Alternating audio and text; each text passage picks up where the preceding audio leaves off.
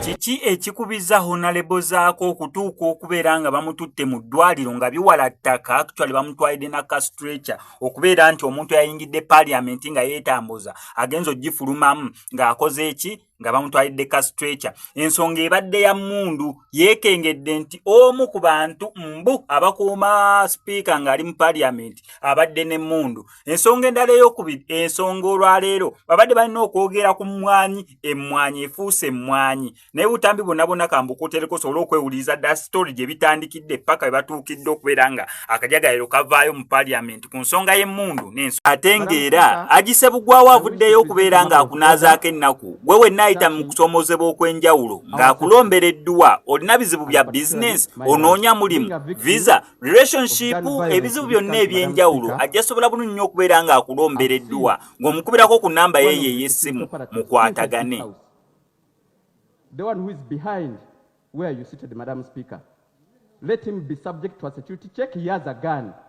Let him be subject because, Madam Speaker, I'm worried about. Which one? The one behind, the gentleman.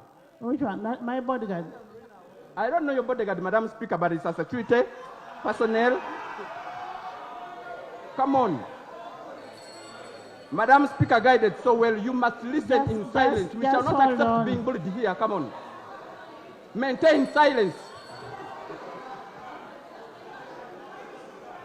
Madam Speaker. Wait. I want you to listen. Come and point for me the person. Show me the person. From there.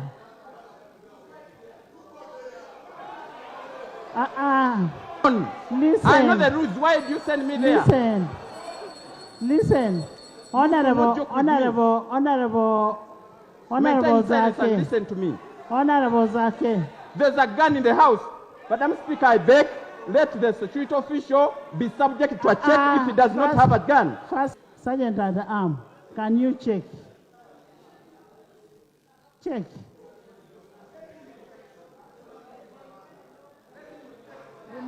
Remove your jacket.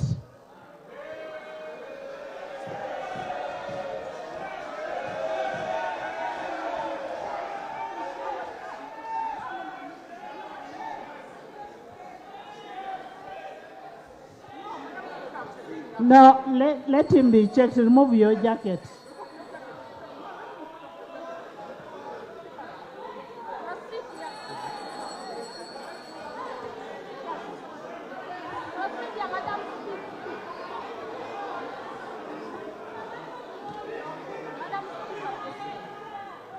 Honorable members, the sergeant at arms has checked and